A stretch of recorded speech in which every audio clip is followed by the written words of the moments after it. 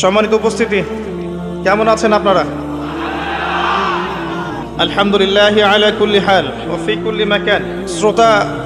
শ্রোতা দুই ধরনের হয়ে থাকে। আল্লাহ পাক আল কোরআনুল কারীমের মধ্যে বলেছেন, এক শ্রেণীর শ্রোতা হচ্ছে তারা যারা বলে সামি'না ওয়া আতা'না, আমরা শুনলাম এবং মানলাম।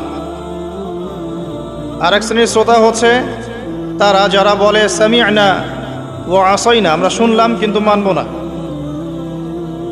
তো আমরা আশা করব আমরা শুনব, যাচাই বাছাই করব, আমল করার নিয়াতে দিলের কান দিয়ে শুনবো ইনশাআল্লাহ। আল্লাহ পাক তৌফিক দান করুন, আমিন। এখানে মোবাইল ফোন নিয়ে ব্যস্ত হবেন না। সেলফি ভিডিও করা, আপোষে কথাবার্তা বলা, এগুলোতে ব্যস্ত হবেন না। কোনো রকমের আইওয়াশ শোডাউন করতে যাবেন না। ইসলামকে কেন্দ্র করে যত আইওয়াশ করবেন, শোডাউন করবেন, ইসলাম তত ধ্বংস হয়ে যাবে। আপনারা কি চান ইসলাম ধ্বংস হয়ে যাক? প্র্যাকটিক্যাল বিষয়গুলোর দিকে বেশি ফোকাস করেন, বাস্তবতা বোঝেন।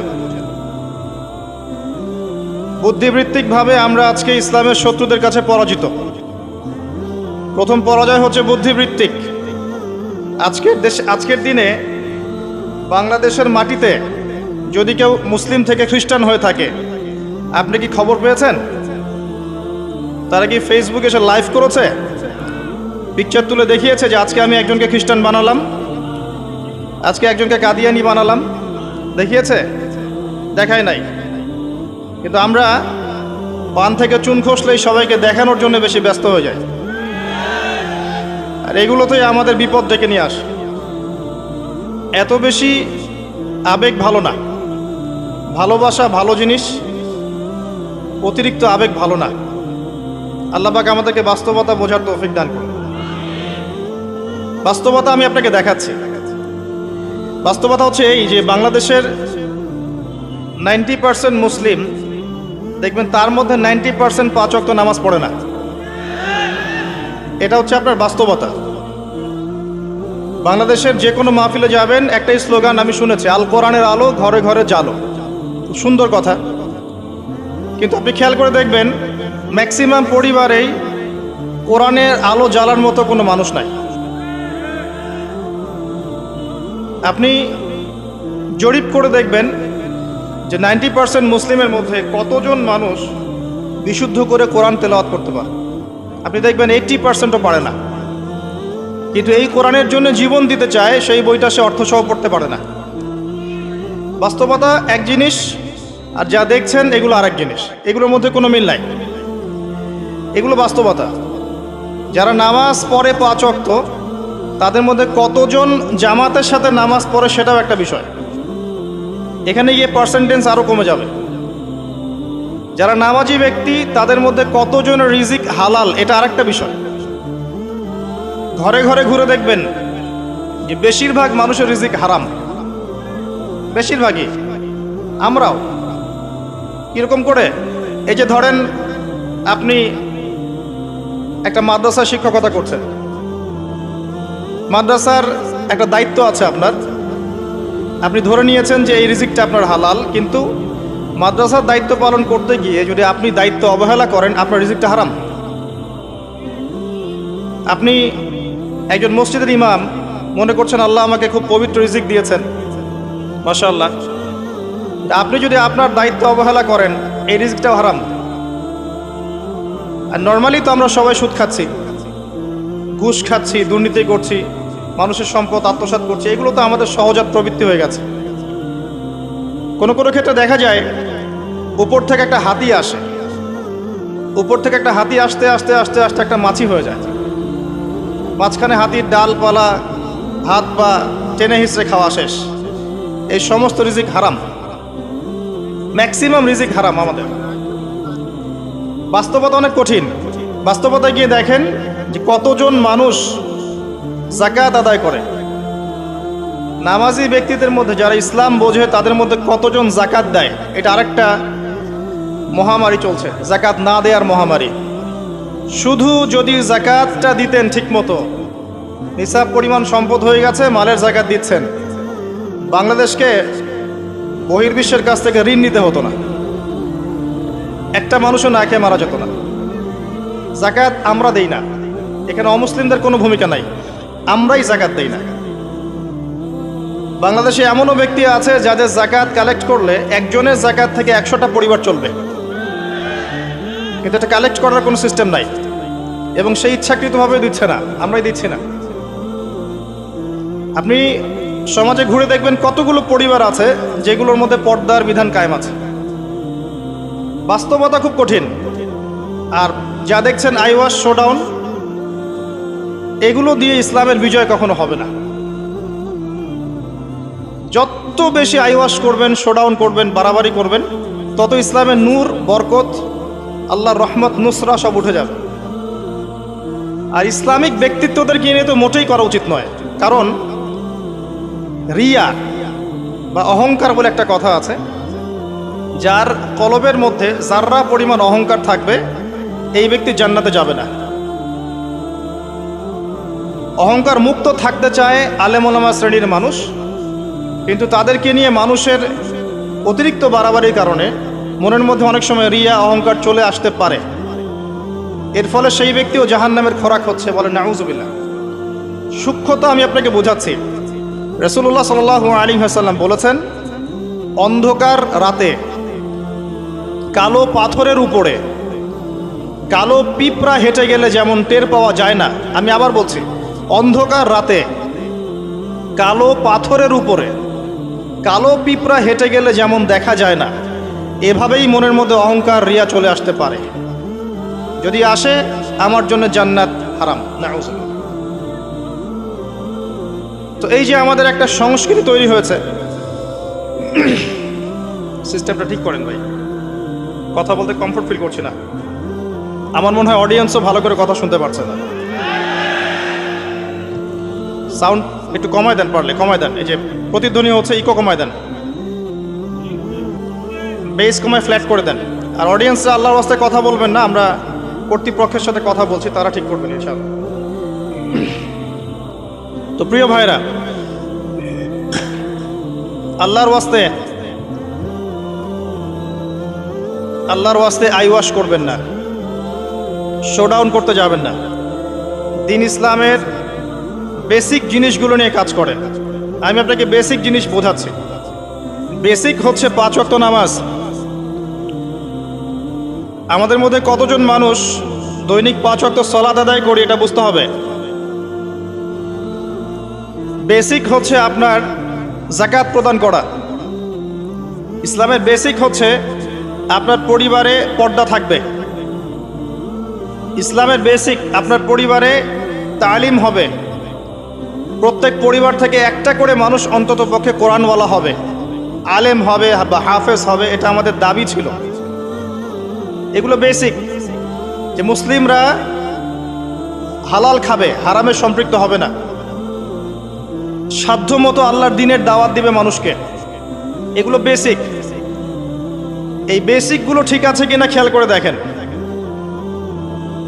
আমি আপনাকে গ্যারান্টি দিচ্ছি এই বেসিকগুলো আমাদের ঠিক নাই। এমন পরিবার খুঁজে পাবেন না যে পরিবারের মধ্যে অলমোস্ট 100% মানুষ 5 ওয়াক্ত নামাজ পড়ে। এখন এই যুগে খুঁজে পাওয়া দুষ্কর, ইল্লা মাশাআল্লাহ। এমন পরিবার আপনি খুঁজে পাবেন না যেখানে দেখবেন প্রত্যেক সদস্য কোরআন তেলাওয়াত করতে পারে, ইল্লা মাশাআল্লাহ, বা কোরআনের হাফেজ বা আলেম হয়েছে, খুব কম। এমন পরিবার এখন খুঁজে পাওয়া দুষ্কর যেখানে প্রত্যেকটা রিজিক হালাল, পরিবারের মধ্যে কোনো অপসংস্কৃতি নাই, পরিবারের মধ্যে ফ্রি মিক্সিং নাই, সুদ নাই, হারাম টাকা আসছে না, বেপরদামি নাই। পরিবারের ছেলেমেয়েরা আল্লাহর ওয়াস্তে আল্লাহর লাইনে পড়াশোনা করছে, দ্বীনের খেদমত করার চেষ্টা করছে, এমন পরিবার খুব রেয়ার। যখন বেসিক ঠিক থাকবে না, তখন বড় বড় স্বপ্ন দেখে আসলে কোনো লাভ নাই। একটা বিল্ডিং নির্মাণ করতে চান, তার বেস যদি ঠিক না থাকে, তাহলে আপনি 10-20 তলার স্বপ্ন দেখে আসলে কোনো ফায়দা নাই। এর পরেও আছে যারা দ্বীনের রিপ্রেজেন্টেটিভ, তাদের মধ্যে আপনি দেখবেন ভিতরে দ্বীন নাই। বাইরে যদিও মনে হয় যে দ্বীন দিয়ে ভর্তি, ভিতরে আসলে দ্বীনের কোনো বালাই নাই, ইল্লা মাশাআল্লাহ। আবার আপনি দেখবেন যারা ধর্মতাত্ত্বিক ক্ষেত্রে জাতিকে দিক নির্দেশনা দিবে, এরাই শততা বিভক্ত হাজারটা দলে, এবং প্রত্যেকেই বলছে যে আমি হক, বাকি সবাই বাতিল। সিচুয়েশন খুব ক্রিটিক্যাল। এর উপরে আবার আছে সামাজিক অবক্ষয়, এর উপরে আবার আছে রাজনৈতিক সমস্যা, তার উপরে আবার আছে বৈশ্বিক ওয়ার্ল্ড অ্যাফেয়ার্সের প্রবলেম এবং ইকোনমিক স্যাংশন, অর্থনৈতিক দাসত্ব। সব মিলে বিশ্বের অবস্থা ভালো না। এখানে তৃপ্তির ঢেকুর তোলার কোনো সুযোগ নাই যে সব কিছু সুন্দরভাবে চলছে, আসলে তা নয়। এখন প্রথমত দৃষ্টিভঙ্গির কথা বলবো। দৃষ্টিভঙ্গি পরিবর্তন না করতে পারলে সমস্যা আছে। বাস্তবিক হন, প্র্যাকটিক্যালে মুসলিমদের অবস্থা আসলে ভালো না। এবং পুরো বিষয়ের রিয়েলিটি বুঝতে হলে আপনাকে খিদির আলাইহিস সালাম হতে হবে। এই ব্যক্তি আবার কে? খিদির আলাইহিস সালামকে পাবেন কোথায়? কোথায় আছে? সূরা কাহফে আছে। নবী মুসা আলাইহিস সালাম প্রশ্ন করছেন, নৌকাটা কেন ফুটা করলেন? নবী মুসা আলাইহিস সালাম প্রশ্ন করছেন, এই বাচ্চাটাকে কেন হত্যা করলেন? নবী মুসা আলাইহিস সালাম প্রশ্ন করছেন, দেয়ালটা কেন নির্মাণ করলেন? মুসা আলাইহিস সালাম বাইরের চোখ দিয়ে দেখছেন, তিনি ভিতরের কথা বুঝতে পারছেন না। কিন্তু খিদির আলাইহিস সালাম আল্লাহর নূর দিয়ে দেখছেন, তাই তিনি দূরদর্শিতার সাথে দেখতে পাচ্ছেন প্রতিটা ঘটনার পিছনের কারণ কি। যদি নৌকা ফুটা না করতেন তাহলে জলদস্যু নিয়ে যেত। যদি বাচ্চাটাকে হত্যা না করতেন, এই বাচ্চা বড় হয়ে অনেক বড় কাফের হতো। যদি এই দেয়াল নির্মাণ না করতেন, এই দেয়ালের নিচে রাখা সঞ্চিত সম্পদ এতিম বালকরা পেত না। ঘটনা কি পড়েছেন কখনো? এই ঘটনা কারা কারা পড়েছেন? হাত তোলেন দেখি। এই হচ্ছে বাস্তবতা, হাত নামান।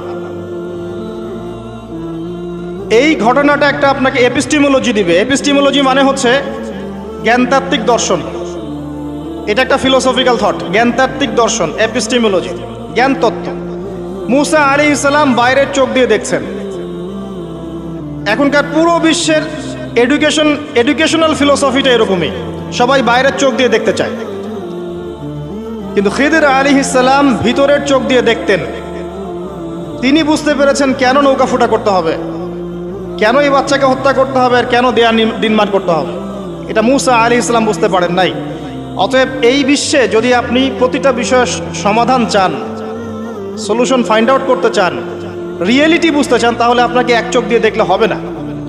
শুধু বাইরের চোখ দিয়ে দেখলে আপনি সব বুঝতে পারবেন না, ফুল স্টপ। শুধু বাইরের চোখ দিয়ে দেখলে আপনি সব বুঝতে পারবেন না। আই রিপিট, শুধু বাইরের চোখ দিয়ে দেখলে আপনি সব বুঝতে পারবেন না। আপনাকে আল্লাহর নূর দিয়ে দেখতে হবে, আল্লাহর কলব, আপনার জাগ্রত কলব দিয়ে দেখতে হবে, যেমনটা খিদির আলাইহিস সালাম করেছেন। বাহ্যিক চোখ দিয়ে আপনি সব কিছুকে দেখলে মনে হবে যে বিশ্ব এগিয়ে যাচ্ছে, কিন্তু ভিতর দিয়ে দেখলে, আল্লাহর নূর দিয়ে দেখলে বুঝতে পারবেন বিশ্ব আগাচ্ছে ঠিকই, কিন্তু তার ধ্বংসের দিকে আগাচ্ছে। সময়ের জন্য অপেক্ষা করতে থাকেন, এক পর্যায়ে কথাগুলো বুঝে আসবে ইনশাআল্লাহ। হয়তো এখন মাথার উপর দিয়ে যাচ্ছে, ইল্লা মাশাআল্লাহ। আগে জ্ঞানতাত্ত্বিক দর্শনটা ঠিক করেন। আমাদের দর্শনটা এখন এমন যে চাক্ষুষ যা দেখব সেটাই সত্য, অথবা পরীক্ষা নিরীক্ষা পর্যবেক্ষণের মাধ্যমে যে সিদ্ধান্তে আসা যাবে সেটাই সত্য। এবং আমাদেরকে পশ্চিমা বিশ্ব এটাই শিখিয়েছে, পশ্চিমারা আমাদেরকে এটাই শিখিয়েছে যে পরীক্ষা নিরীক্ষা, যুক্তি, বিজ্ঞান, দর্শন, এগুলোর মানদণ্ডে যা লাভ করা যাবে সেটাই জ্ঞান। এর বাইরে জ্ঞানের কোনো অস্তিত্ব নাই। এই জন্যে আল্লাহ তারা বিশ্বাস করে না, কারণ আল্লাহকে দেখা যায় না, সিম্পল। মালায়েকা, ফেরেশতা তারা বিশ্বাস করে না, কারণ ফেরেশতাকে দেখা যায় না। জিন জাতিকে তারা বিশ্বাস করে না, কারণ তাকে দেখা যায় না। একইভাবে রূহ বা আত্মা, স্বপ্নের ব্যাখ্যা, আপনার ঘুম, আপনার কবরের আযাব, মিজান, পুলসিরাত, জান্নাত, জাহান্নাম, আগেকার আসমানি কিতাব, নবী রাসূলগণ, কাউকে দেখা যায় না, অতএব এগুলোর কোনো অস্তিত্ব নাই। এটা তাদের দর্শন, এবং এই ফিলোসফি দিয়ে সারা বিশ্ব এখন চলছে। লান নুমিনা লাকা হাত্তা নারাল্লাহা জাহরা, যেমনটা বনু ইসরাইল বলেছিল, সূরা বাকারার দিকে আছে প্রথম দিকে। হে মূসা, আমরা তোমার কথায় বিশ্বাস করব না যতক্ষণ না আল্লাহকে চাক্ষুষ দেখছি। কিন্তু Islamic philosophy different. Islamic philosophy হচ্ছে এমন, ওয়াকুলিল হাক্কু মির রব্বিকুম, হক বা জ্ঞান সত্য তোমার রবের পক্ষ থেকে আসে। ফালা তাকুনান্না মিনাল মুমতারিন, তুমি সন্দেহবাদীদের অন্তর্ভুক্ত হও না। সূরা কাফির 29 নম্বর আয়াতে আল্লাহ পাক আরো বলেছেন, ওয়াকুলিল হাক্কু মির রব্বিকুম ফামান শাআ ফালইউমিন ওয়া মান শাআ ফালইয়াকফুর। হক আল্লাহর পক্ষ থেকে আসে, জ্ঞান আল্লাহর পক্ষ থেকে আসে, সত্য মিথ্যার মানদণ্ড আল্লাহর পক্ষ থেকে আসে, ন্যায় অন্যায়ের মানদণ্ড আল্লাহর পক্ষ থেকে আসে, মানুষের মস্তিষ্ক থেকে বের হয় না। আর আল্লাহর পক্ষ থেকে যা আসে তাকে যুক্তি, বিজ্ঞান, দর্শন এগুলো দিয়ে প্রমাণ করা যাবেই, এটা জরুরি না। এমন অনেক বিষয় হতে পারে আল্লাহর পক্ষ থেকে আসতে পারে যেটাকে আপনি যুক্তি, বিজ্ঞান, দর্শন দিয়ে প্রমাণ করতে পারবেন না, কারণ এগুলোর সীমাবদ্ধতা আছে, আল্লাহর জ্ঞানের কোনো সীমাবদ্ধতা নাই। আমার কথা কি বোঝা যায়? কথাগুলো হয়তো ইয়াংরা বুঝতে পারবেন। আর আমি জানি লেকচার যত আগাবে মুরব্বীরা তত উঠে চলে যাবে, আমি এটা ফিল করেছি আর কি। কিন্তু আমি এটা বিশ্বাস করি আগামী দিনের ইসলামের ধারক এবং বাহক হবেন যুবকরা ইনশাআল্লাহ,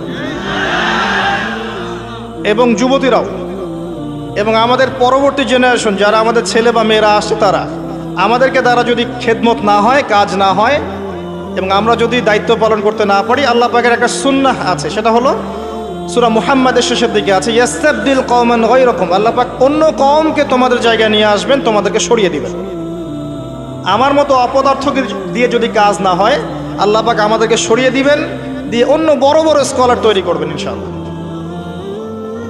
আল্লাহ পাকের সুন্নাহ আছে কিছু, ইন তানসুরুল্লাহ ইয়ানসুরকুম, তোমরা যদি আল্লাহকে সাহায্য করো, আল্লাহর দ্বীনকে সাহায্য করো, তবেই আল্লাহর সাহায্য আসবে, অন্যথায় আসবে না। আল্লাহ পাকের সুন্নাহ, আল্লাহর সুন্নাহ এগুলা। নাসুল্লাহ ফানাসিয়াহুম, মানুষ যদি আল্লাহকে ভুলে যায়, আল্লাহও তাদেরকে ভুলে যাবে, এগুলো আল্লাহর সুন্নাহ। ইন্নাল্লাহা লা ইউগাইয়িরু মা বিকওমিন হাত্তা ইউগাইয়িরু মা বিআনফুসিহিম, আল্লাহ পাক কোনো কওমের অবস্থা ততক্ষণ পরিবর্তন করেন না যতক্ষণ তারা তাদের অবস্থা পরিবর্তনের চেষ্টা করে না। এগুলো আল্লাহর সুন্নাহ। তাই আমাদেরকে দিয়ে যদি কাজ না হয়, খেদমত না হয়, উম্মার যদি কোনো কল্যাণ না থাকে, আল্লাহ পাক আমাদের সবাইকে সরিয়ে দিবেন ইনশাআল্লাহ, এবং নতুন কওমকে নিয়ে আসবেন। এমন হতে পারে অমুসলিমদেরকে আল্লাহ পাক ইসলামের সৌন্দর্য দেখিয়ে, ইসলাম কবুল করিয়ে এইসব জায়গায় নিয়ে আসবেন, তারা দিনের খেদমত করবে ইনশাআল্লাহ। কারণ আমরা আগাছা, নিজেকে দিয়েই বুঝতে পারছি, মানুষের দিকে চোখ তোলার, আঙ্গুল তোলার দরকার নাই, নিজেকে দিয়েই বুঝতে পারছি আমরা সবাই আগাছা। আল্লাহ পাক সূরা আরাফের 179 নম্বর আয়াতে বলেছেন, ওয়ালাকাদ যারানা লিজাহান্নামা কাসীরাম মিনাল জিন্নি ওয়াল ইনস, প্রচুর জিন আর মানুষকে দিয়ে আমি জাহান্নাম পূর্ণ করব। খুশি হচ্ছেন? প্রচুর জিন আর মানুষকে দিয়ে আমি জাহান্নাম পূর্ণ করব। কি অপরাধ ছিল? লাহুম কুলুবুন লা ইয়াফকাহুনা বিহা, কলব দিয়েছিলাম, উপলব্ধি করতো না। ওয়ালাহুম আযানুন লা ইয়াসমাউনা বিহা, কান দিয়েছিলাম, শুনতো না। ওয়ালাহুম আ'য়ুনুন লা ইউবসিরুনা বিহা, চোখ দিয়েছিলাম, দেখতো না। উলাইকা কাল আনআম, উলাইকা কাল আনআম, উলাইকা কাল আনআম, এরা হচ্ছে গবাদি পশুর মতো। দে আর জাস্ট লাইক ক্যাটলস, গবাদি পশুর মতো। বাল হুম আদাল, বরং তার চাইতেও এরা নিকৃষ্ট। ওয়া উলাইকা হুমুল গাফিলুন, এরা হচ্ছে গাফেল সম্প্রদায়। নিজেকে এমনই মনে হয়, হৃদয় দিয়েছেন আল্লাহ পাক, হয়তো বুঝতে পারছি না। আল্লাহ পাক কান দিয়েছেন, শুনি না। চোখ দিয়েছেন আল্লাহ পাক, দেখি না। কোন চোখ? বাইরের চোখ তো আবু জেহেলেরও ছিল না? তা আবু জেহেল দেখতে পারলো না কেন? সত্য কোনটা? তার কোন চোখ অন্ধ ছিল? হৃদয়ের চোখ। আলী রাদিয়াল্লাহু আনহু আর আবু জেহেল, দুইজনকে আপনি চোখের ডাক্তারের কাছে পাঠান, চোখ টেস্ট করান, দেখবেন দুজনের বাইরের চোখ মাশাআল্লাহ 6 পারফেক্ট চোখ। এখন আবু জেহেলের কোন চোখটা অন্ধ, যে কারণে সে আলী রাদিয়াল্লাহু আনহুর মতো সত্যকে চিনতে পারলো না? উত্তর দেন। হৃদয়ের চোখ। আল্লাহ পাক এই চোখের কথা বলেছেন, ওয়ালাহুম আ'য়ুনুন লা ইউবসিরুনা বিহা, চোখ দিয়েছিলাম, দেখে নাই। তারা গবাদি পশুর মতো, বরং তার চাইতেও নিকৃষ্ট। 5 বার আজানের ডাক হচ্ছে, হাইয়া আলাস সালাহ, এক ওয়াক্ত নামাজ জামাতের সাথে পড়বে না, আপনি কি একে গবাদি পশুর চেয়ে বেশি মনে করেন? নিসাব পরিমাণ সম্পদ হচ্ছে বছরের পর বছর, একদিনও যাকাত দেয় নাই, আপনি কি তাকে পশুর চেয়ে বেশি মনে করেন? সুযোগ পেলেই সুদ খাবে, ঘুষ খাবে, দুর্নীতি করবে, জিনা করবে, ব্যভিচার করবে, আপনি কি তাকে মনে করেন সে পশুর চেয়ে বেটার? ছেলেদের পোশাক পরে রাস্তাঘাটে ঘুরছে, আপনি কি মনে করছেন পশুর চেয়ে বেটার? জুয়া, ক্যাসিনো, মাদকের মধ্যে ডুবে আছে টিকটক প্রজন্ম, টিকটক প্যারালাইজড প্রজন্ম, অপদার্থ, জানোয়ারের মতো এবং একই সাথে বুদ্ধিবৃত্তিকভাবে প্রতিবন্ধী। এই প্রজন্মকে দিয়ে আপনি আশা করছেন ইসলামের পতাকা নিয়ে তারা সামনে যাবে? এরা কি জন্তু জানোয়ারের চেয়ে বেটার? জীবনের কোনো উদ্দেশ্যও নাই। এই যে বাবা মা পড়াশোনা করাচ্ছে, টাকা খরচ করছে লক্ষ লক্ষ কোটি কোটি টাকা, ওর জীবনে কোনো উদ্দেশ্যই নাই। 20 বছর 25 বছর পড়াশোনা করার পরে 25টা কোরআনের আয়াত সে বলতে পারে না। এটা তো অনেক দূরের কথা, ইভেন অজুর ফরজ কয়টা তাও বলতে পারবে। কি আশা করছেন? ধর্মতাত্ত্বিকভাবে আমরা যারা আছি দেখবেন সত্য লিপিবদ্ধ আছে কোরআন এবং হাদিসে, তারপরেও স্বীকার করবে না, সে নিজেই হক, বাকি সব বাতিল। উম্মাকে টুকরা টুকরা করতে করতে এখন 73,000 দলে ভাগ করে ফেলেছে। একটা ব্যক্তি যখন হেদায়েত প্রাপ্ত হয়ে ইসলামের দিকে আসতে চাইবে, সে কনফিউজড, আমি যাব কোথায়? সবাই তো আমাকে ডাকছে হ্যামিলনের বাসিওয়ালার মতো, আসো আমার কাছে, আসো তোমার জান্নাত দরকার, আমার কাছে আসো, জান্নাতের সার্টিফিকেট নিয়ে যাও, জান্নাতের লিজ লাগলে নিয়ে যাও। অ্যাটিটিউড এরকম। আল্লাহ পাক এমনি বলেন নাই উলাইকা কাল আনআম, এরা গবাদি পশুর মতো, বাল হুম আদল, বরং তার চাইতেও নিকৃষ্ট। আল্লাহর সুন্নাহ বলছিলাম, যদি আমাদের অ্যাটিটিউড এমন হয়, আল্লাহ পাক আমাদেরকে সরিয়ে দিবেন, আল্লাহ পাকের কিচ্ছু যায় আসে না। এর বাইরে ম্যাক্সিমাম মানুষকে দেখবেন বস্তুবাদী, শুধু পেটের চিন্তা। একটা বাড়ি, একটা গাড়ি, একটা জমি জমা, একটা চাকরি, একটা স্ট্যাটাস, আমি 3 বেলা কিভাবে খাবো, আমার পরিবার কিভাবে সিকিউর থাকবে, দ্যাটস অল। এটাই আমার লাইফের উদ্দেশ্য। ম্যাক্সিমাম আমাদের, কি দাড়িওয়ালার কি দাড়ি ছাড়া, সবারই। হ্যাঁ, আমরা যারা ইসলামের রিপ্রেজেন্টেটিভ সেজে বসে আছি, এইসব চেয়ারে বসছি, এদের মধ্যে অনেক মানুষ আছে যাদের উদ্দেশ্য দুনিয়া। এবং আমি এটা আরো ভালো বুঝতে পেরেছি এই মাহফিল করতে এসে। তার আগে আমার এগুলো বোঝা ছিল না।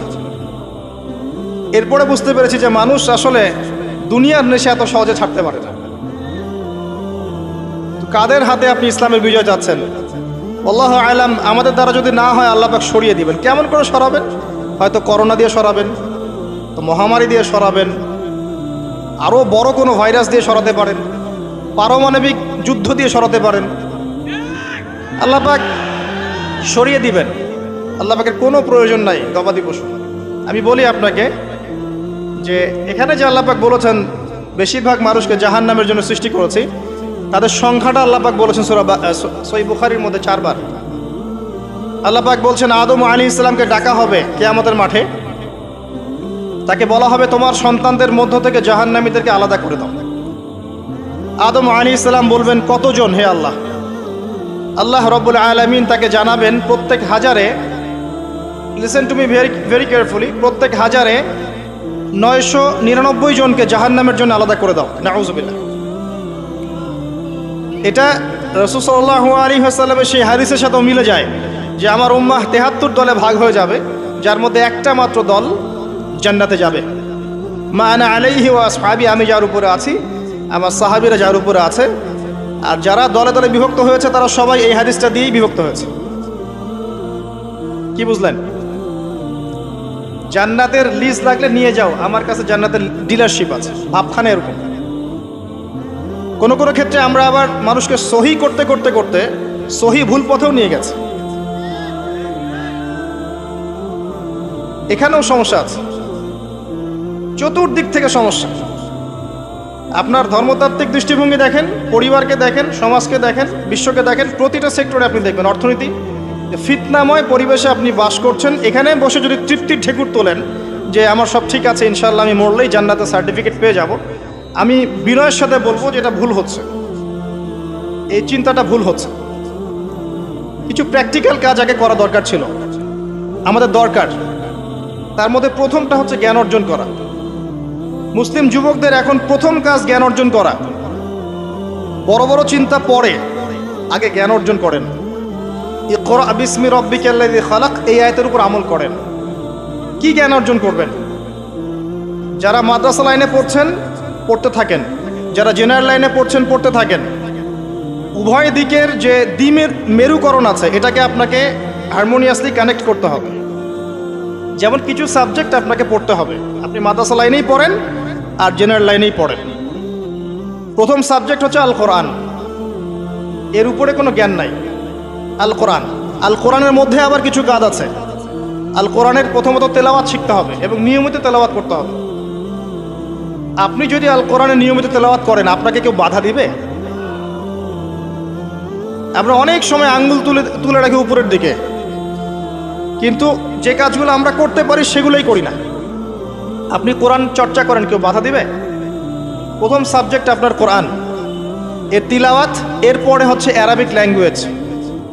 অ্যারাবিক ল্যাঙ্গুয়েজের মধ্যে নাহু সরফ শিখতে হবে। মাদ্রাসার যে ক্লাসিক্যাল বইগুলো আছে সরফের এবং নাহুর, এসো আরবি শিখি, আবু তাহের মেজবা শাইখের যে কোর্সগুলো আছে, পরেন ওলামায়ে কেরাম যারা আছেন কওমি মাদ্রাসার এবং যারা অ্যারাবিক সেকশনে খেদমত করছেন, এদের কাছে গিয়ে পড়ে থাকেন। পড়ে থেকে অ্যারাবিকটা শেখেন। অ্যারাবিক শিখলে আপনি কোরআনের অর্থটা বুঝতে পারবেন। আর কোরআনের অর্থ না বুঝলে আল্লাহর নূর আপনার কলবে আসবে না। কোরআনের অর্থ না বুঝলে আল্লাহ নূর কোশ্চিনকালেও আসবে না, আপনি খিদির হতে পারবেন না। এবং এই কোরআন কোনো সাম্প্রদায়িক বই নয়, এটা সবার জন্যে। এই কোরআন সবার জন্যে, পুরো মানব জাতির জন্যেই। শুধু আমাদের মুসলিমদের অথরিটি না, এটা আমাদের পৈতৃক সম্পত্তি নয়, এটা পুরো মানব জাতির জন্যে। এবং কোরআনের সাথে আপনাকে তাফসিরগুলো পড়তে হবে। আপনার কাছে যে তাফসিরটা ভালো মনে হয়, হোক সেটা জালালাইন অথবা মারিফুল কোরআন অথবা ইবনে কাসির, যেটা আপনার কাছে বেস্ট মনে হয় সেটাই পড়েন। আমি এখানে সংকীর্ণ মানসিকতা আর মানহাজ মাযহাবের এই যে বিভক্তি, এগুলো থেকে আপনাদেরকে ঊর্ধ্বে চিন্তা করতে বলছি। এগুলো ঊর্ধ্বে ওঠেন, আপনি পরিপূর্ণ জ্ঞান পাবেন ইনশাআল্লাহ। একটা সম্প্রদায়ের সাথে কানেক্টেড হয়ে থাকলে বাকিদের কাছ থেকে আর জ্ঞান পাবেন না, ফুল স্টপ।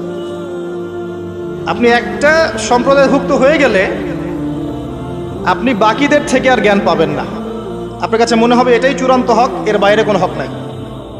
কিন্তু আপনি যদি নিশ্চয়ই বিমানে চলেছেন কখনো, যদি আপনি ফ্লাই করে থাকেন উপর থেকে জমিনটাকে দেখতে যেমন লাগে, আপনি আকাশে আছেন, এখন জমিনটাকে দেখেন কেমন লাগে, আপনাকে ওই জায়গা থেকে চিন্তা করতে হবে। আপনি সবার উপরে ওঠেন, বাহির থেকে সব কিছুকে দেখেন, তাহলে আপনি বুঝতে পারবেন কার মধ্যে কি আছে।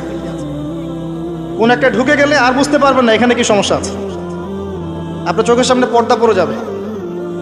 কথা কি বুঝতে পারেন? আল্লাহ বোঝার তৌফিক দান করবে।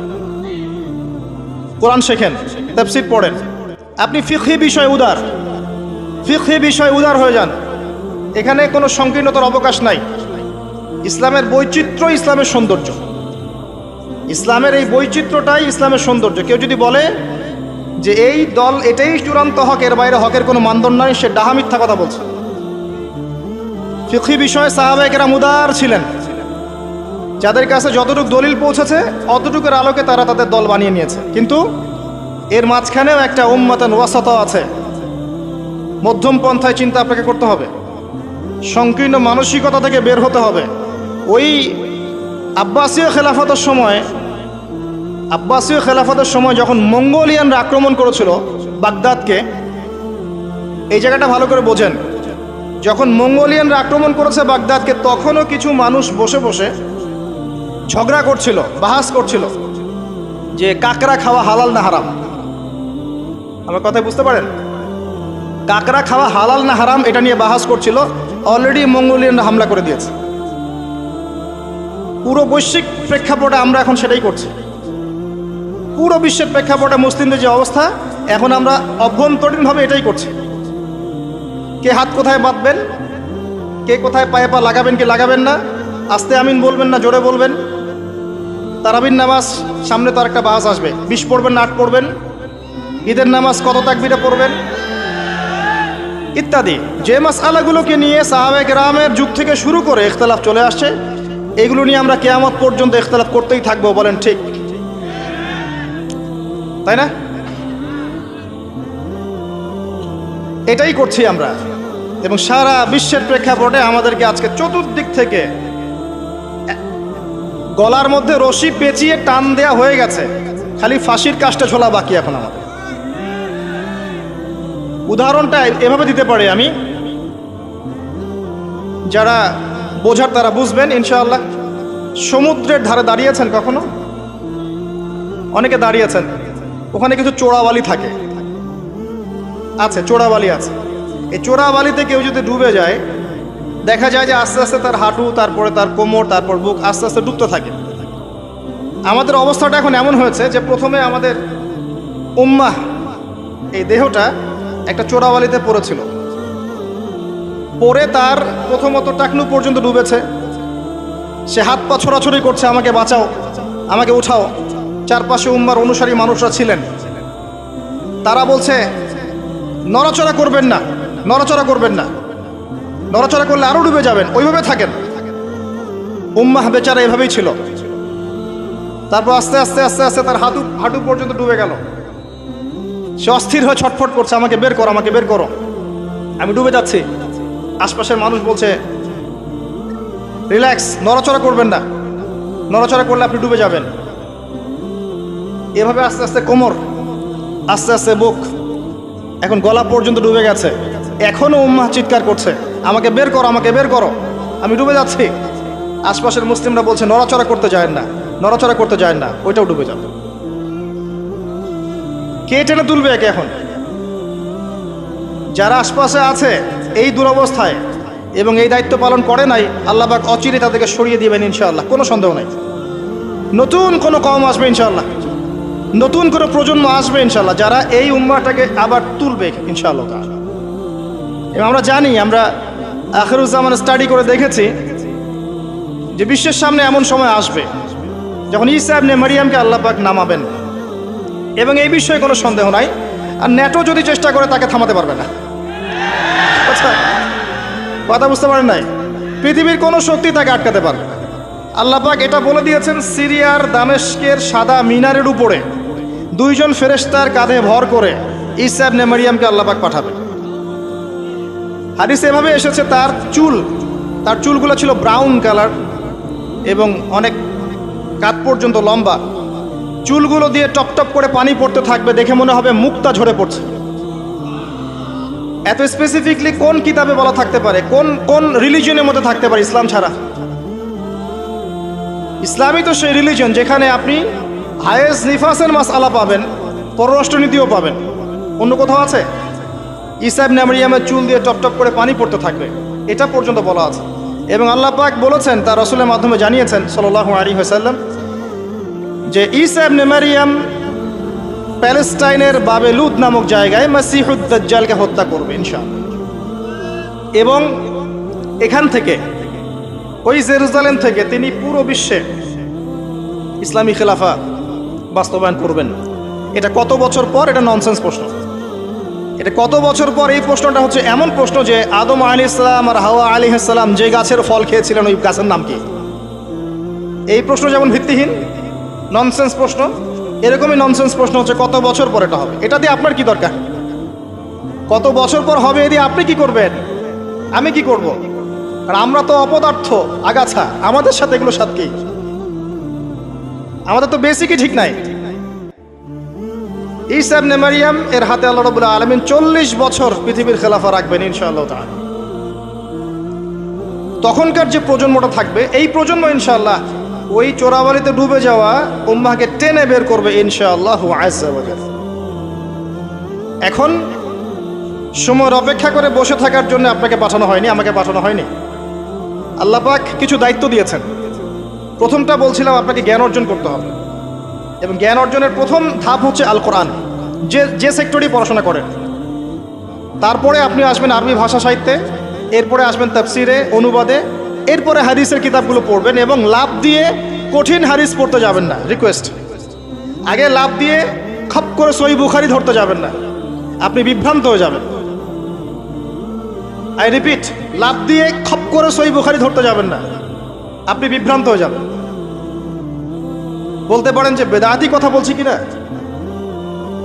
এটা ফকিহদের কথা, যারা ফুকাহায়ে কেরাম তাদের কথা। কারণ লাফ দিয়ে কেউ MBA পড়তে পারে না, লাফ দিয়ে কেউ মেডিকেল সায়েন্সের বই পড়তে পারে না, এক লাফে কেউ এই যে ডক্টরেট করতে পারে না, পারে? তাকে ধাপে ধাপে উঠতে হয়, আপনাকে ধাপে ধাপে উঠতে হবে। হাদিসে আরবাইন দিয়ে শুরু করেন, যে মাদ্রাসায় কওমি নিসাবে যারা পড়েছেন সবাই জানেন এই বিষয়গুলো। ফয়জুল কালাম দিয়ে শুরু করেন, ক্লাসিক্যাল বই, বুলুগুল মারাম মিন আদিল্লাতিল আহকাম এগুলো দিয়ে আগান, মিশকাতুল মাসাবিহ দিয়ে আগান। মিশকাত পড়তেই তো দাঁত ভেঙে যায়, এত সহজ মনে করেছেন? 2-4 পাতা হাদিস পড়ে নিজেকে মুফতি মনে করবেন না। ক্লাসিক্যাল বইগুলো অনেক কঠিন, এবং যারা আলেম ওলামা হয়েছেন এমনি এমনি হন নাই, সুদীর্ঘ পথ পাড়ি দিয়ে আলেম হয়েছেন। যখন আপনি কম জানবেন তখন মনে হবে যে আমি অনেক জানি, যখন বেশি জানবেন মনে হবে কিচ্ছু জানি না। আমার কথা বুঝতে চেষ্টা করেন, যখন কম জানবেন মনে হবে অনেক জানি, আমি পণ্ডিত, এটা হালাল এটা হারাম, এটা জায়েজ এটা নাজায়েজ। যত বেশি জানতে থাকবেন, যত বেশি আলেম ওলামার সোহবতে পড়ে থাকবেন, দেখবেন আপনি কিচ্ছু জানেন না। এবং যত দিন যাচ্ছে আমি নিজেকে এই জায়গায় ফিল করি যে আমি আসলে কিছুই জানি না। এবং আমি যেখানে বসে কথা বলছি, রাতের অন্ধকারে আমার কান্না আসে যে আমি যে এখানে বসে কথা বলছি, তাহলে উম্মার কি অবস্থা বোঝা আমার শেষ। কথা বুঝতে পারছেন না? এখানে বসা উচিত ছিল এমন মানুষের যাদের হাতে ইসলামের বিজয় হবে, সেখানে আমার মতো নগণ্য মানুষ বসে আছে, আর তার সাথে একটা ছবি তোলার জন্য মানুষ হুমড়ি খেয়ে পড়ছে। তারা চিন্তা করেন বাস্তবতা কি জিনিস। আল্লাহ পাক আমাদেরকে বুঝ দান করুক। প্রত্যেকটা ঘরে ঘরে একটা করে ইসমাইলের মতো ছেলে তৈরি করেন আলাইহিস সালাম। প্রত্যেকটা ঘরে ঘরে একটা ওমর এবং খালিদের মতো ছেলে তৈরি করেন। মারিয়াম আয়েশা রাদিয়াল্লাহু আনহুমা তাদের মতো করে মেয়ে তৈরি করেন। আজকে থেকে 50 বছর পর একটা রেজাল্ট পাবেন ইনশাআল্লাহ। ইসলামের বিজয় হুট করে হবে না। আল্লাহ পাকের সিস্টেম সুন্নাহ হচ্ছে আল্লাহ পাক হঠাৎ করে কিছু করেন না। রাত থেকে দিন হয়, ধীরে ধীরে হয়। দিন থেকে রাত হবে, ধীরে ধীরে হবে। ধাপ করে রাত হয় না, ধাপ করে দিন হয় না। আর আমরা এটা আশা করে বসে আছি যে ধাপ করে মনে হয় ইসলাম বিজয় হয়ে যাবে, জি না? ঈসা ইবনে মারিয়ামের সেই সময় আসতেও দেখবেন অনেক পর্যায়ে পার হবে। বিশ্ব এই অবস্থা থাকবে না, 1/3 মানুষই থাকবে না, ডেড। এবং কে জানে আগামী 10 বছর মধ্যে নাও থাকতে পারে, আল্লাহু আলাম। যা শুরু হয়েছে বিশ্বে, যারা আমাদেরকে হিউম্যানিটি শিখাতো, এক সময় মানবতা শিখাতো, এরাই দেখবেন এখন অমানবিক আচরণ করছে। এটা ওপেন সিক্রেট। যারা আমাদেরকে মানবতার ধ্বজাধারী হয়ে আমাদেরকে মানবতা শেখায়, আমরা যদি বাধ্য হয়ে কারো কাছে বহির্বিশ্বের কাছে ঋণ চাই, আমাদেরকে নিয়ে ঠাট্টা মশকরা করে। আর এগুলো এখন সব মিডিয়াতে আসে, আমাদেরকে কিছু মনেই করে না। অ্যারোগেন্ট জাতি এই পশ্চিমারা। আল্লাহ পাক এমন কলিউশন লাগিয়ে দিবেন যে ওরা আপোষে মারামারি করে শেষ হয়ে যাবে, দেখে নিয়ে। আল্লাহ পাক এমন কলিউশন লাগিয়ে দিবে যে পুরো ওই জায়গাটা ধসে যাবে। পৃথিবীর 3টা বড় বড় ভূমিকম্প বাকি আছে এখনো, তার মধ্যে একটা হবে পশ্চিমা বিশ্বে, আর একটা অবশ্য পূর্ব দিকে যেখানে আমরাও থাকি, আরেকটা হচ্ছে আমাদের আমিরুল মুমিনিনদের দেশে, দুবাই আরব কন্টিনেন্ট। তারা আমাদের এখন আমিরুল মুমিনিন না, অনেক মানুষ তাই মনে করে যে আরবিতে কথা বললেই আমিরুল মুমিনিন, কাবাঘর একটু ঘষা মাজা করলেই আমিরুল মুমিনিন। সুবহানাল্লাহ। আপনি এক চোখ দিয়ে দেখেছেন, আপনার ভিতরের চোখ অন্ধ। ইসরায়েল পুরো জায়গা ক্যাপচার করে ফেলবে অচিরেই ইনশাআল্লাহ তাআলা, নাকের ডগায় বসেই। এবং মুসলিমরা মেনেও নিবে সেগুলা, তার সাথে বন্ধুত্ব করে ফেলবে, এবং সে ডমিনেট করবে পুরো আরব বিশ্বকে। চ্যালেঞ্জ করলাম, দেখে নিন ইনশাআল্লাহ তাআলা। আপনি এখন অন্ধ।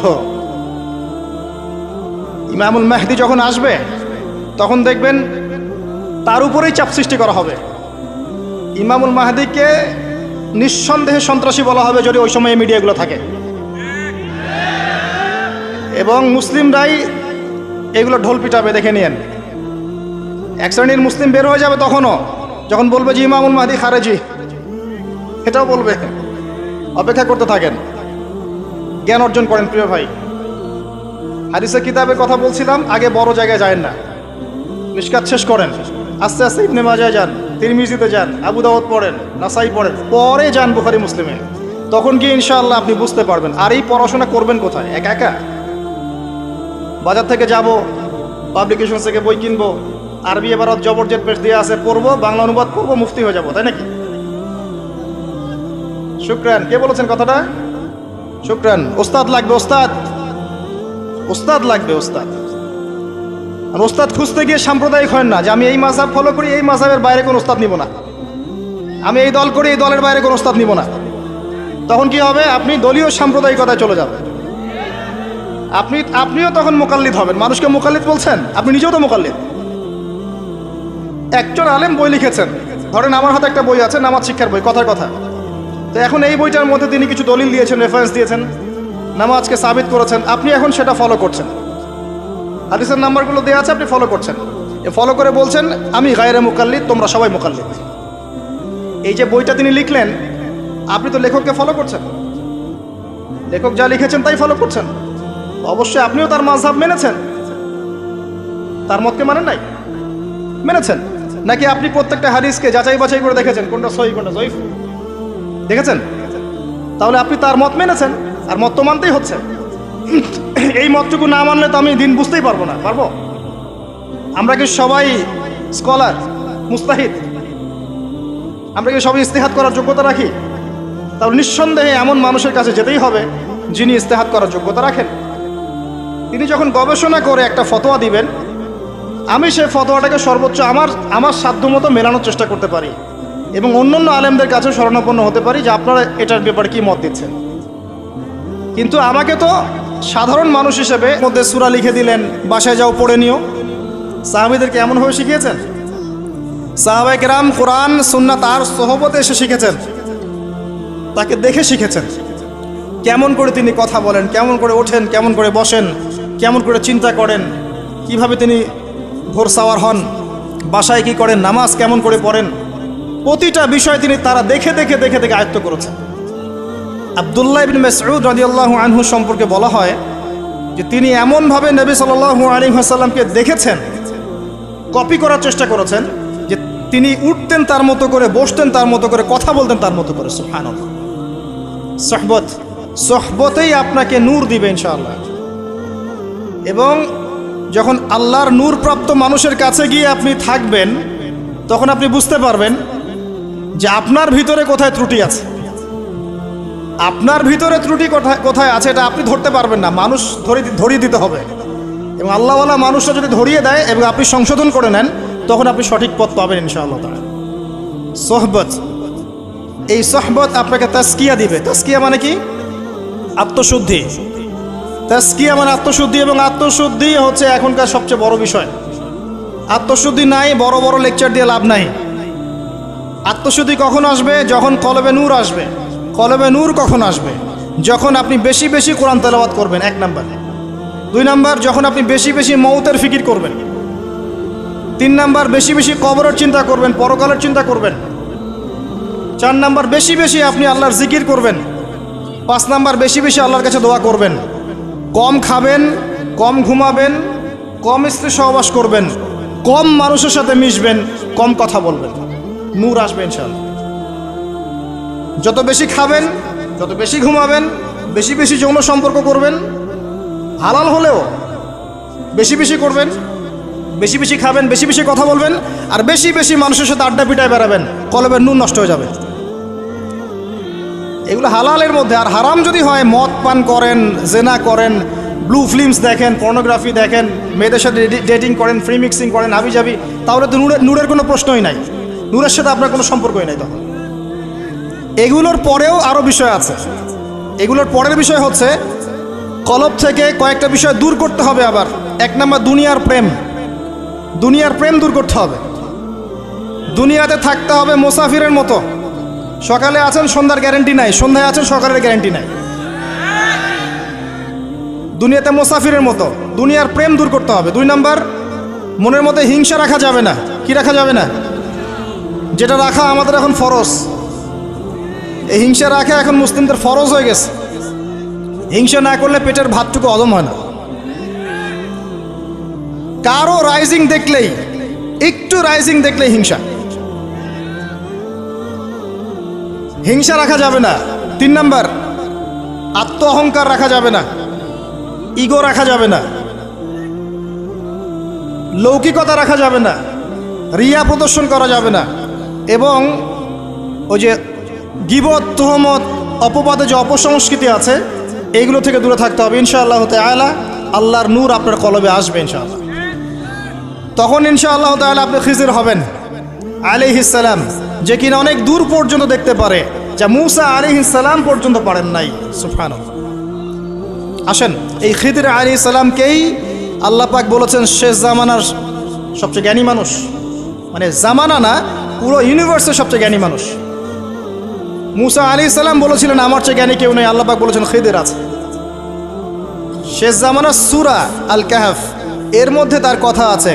এটা আপনাকে ডাইরেকশন দিচ্ছে, শেষ জামানায় যদি আপনি হকপন্থী হতে চান, আলোর সন্ধান পেতে চান, খিদির আলাইহিস সালামের মতো দূরদর্শিতা সম্পন্ন হতে হবে। আল্লাহ পাক তৌফিক দান করুন।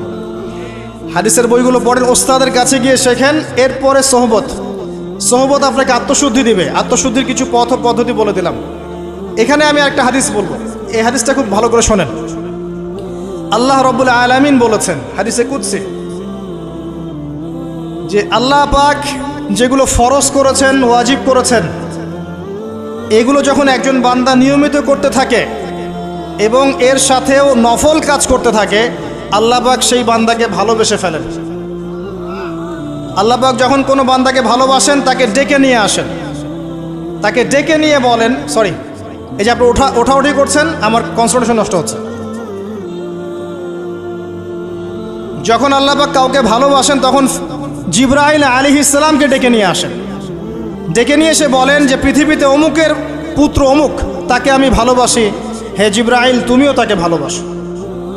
এরপর জিবরাইল আলাইহিস সালাম তাকে ভালোবাসতে থাকেন এবং অন্যান্য মালায়েকাদেরকে ডেকে জিবরাইল আলাইহিস সালাম বলেন আল্লাহ অমুককে ভালোবাসেন, আমিও তাকে ভালোবাসি, তোমরা সবাই তাকে ভালোবাসো। এরপর সমস্ত ফেরেশতারা তাকে ভালোবাসতে শুরু করে। এরপর ফেরেশতা মণ্ডলী পৃথিবীতে আসেন, এসে দুনিয়াবাসীকে উদ্দেশ্য করে বলেন যে অমুকের পুত্র অমুককে আল্লাহ ভালোবাসেন, জিবরাইল ভালোবাসে, আমরা ভালোবাসি, তোমরা সবাই তাকে ভালোবাসো। এরপর দুনিয়ার মানুষদের কাছে তার মর্যাদা বাড়িয়ে দেওয়া হয়, তার দিকে মানুষের মনকে ঘুরিয়ে দেওয়া হয় এবং তার প্রতি মানুষের ভালোবাসা সৃষ্টি করে দেওয়া হয়। আল্লাহ পাকের নূর যখন আপনার ভিতরে আসবে, ইনশাআল্লাহ দেখবেন আল্লাহ রাব্বুল আলামিন আপনার হাতে তার দ্বীনের পতাকা দিবেন ইনশাআল্লাহু আযজা ওয়া জাল্লা। তাজকিয়ার প্রয়োজন, তাজকিয়া না আসলে নূর আসবে না। লাভ নাই ভাই, প্রচুর ইবাদত বন্দেগী করে মনের মধ্যে অহংকার রেখে কোনো লাভ নাই। অনেক কিছু করছেন, নিজেকে মনে করছেন আপনি সুপিরিয়র, অন্যরা সব ককরোচ, আপনি জান্নাতের ডিলার, লাভ নাই। ইবলিসের আকীদা এটা ইবলিসের আকীদা। খলাকতানি মিন নার ওয়া খলাকতাহু মিন তিন। এখন যারা ইসলামের বিপক্ষে আছে তাদের মধ্যে থেকে আল্লাহ পাক খালিদ এবং ওমর রাদিয়াল্লাহু আনহুর মতো সাহাবী বের করতে পারেন। আল্লাহ পাকের সুন্নাহ বোঝা খুব দুষ্কর। যাকে আপনি তুচ্ছ করছেন, আল্লাহ পাক তাকে হেদায়েত দিয়ে আপনার চেয়ে বড় জায়গায় নিয়ে যেতে পারেন। যাকে আপনি বড় কাফের মনে করছেন, আল্লাহ পাক কাল তাকে হেদায়েত দিয়ে ইসলামের খেদমত করাতে পারেন। আবার আল্লাহ পাক আপনাকে, যিনি 5 ওয়াক্ত নামাজ পড়ছেন, রোজা রাখছেন, আপনাকে পথভ্রষ্ট করে দিয়ে জাহান্নামে নিতে পারেন।